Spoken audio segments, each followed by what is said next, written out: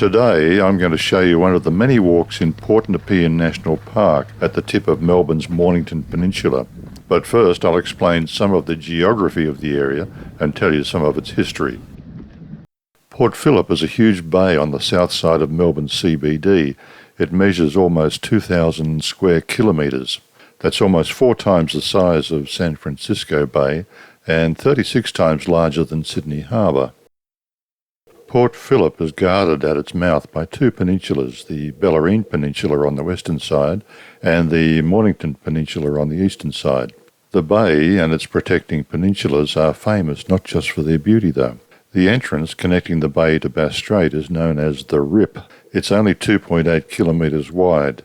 The navigation channel is tight at just 1,100 metres wide. All ships heading for Victoria's 2 largest cities, Melbourne and Geelong, must navigate this narrow passage. As tides rise and fall, the currents are fast and the water rough. As many as 50 shipwrecks dot the area and several hundred lives have been lost since white settlement. But the event most Australians my age remember was in 1967. On the 17th of December that year, Australian Prime Minister Harold Holt went swimming at Cheviot Beach as he often did. On this day the seas were rough and despite warnings of friends he entered the water and was never seen again. At the windswept and desolate toe of Mornington Peninsula is Port Nepean National Park. It's a popular day tripper destination for Melburnians and contains several historic sites. One is the quarantine station dating back to 1852. Port Phillip arrivals suspected of being infectious were disembarked at the adjacent Quarantine Jetty. Later in 1879, a Cattle Quarantine Jetty was added.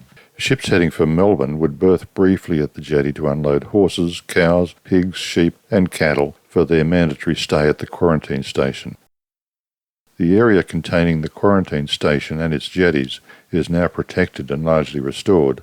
However, the Cattle Quarantine Jetty is literally on its last legs, as you'll see a little later in the video.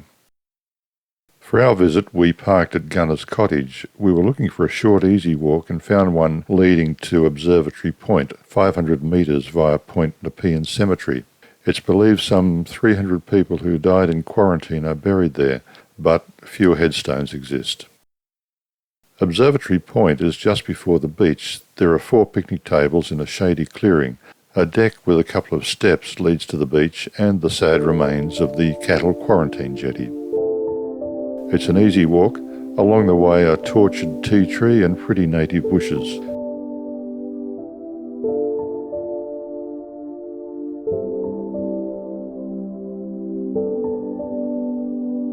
That's enough talking. On with the video of the walk.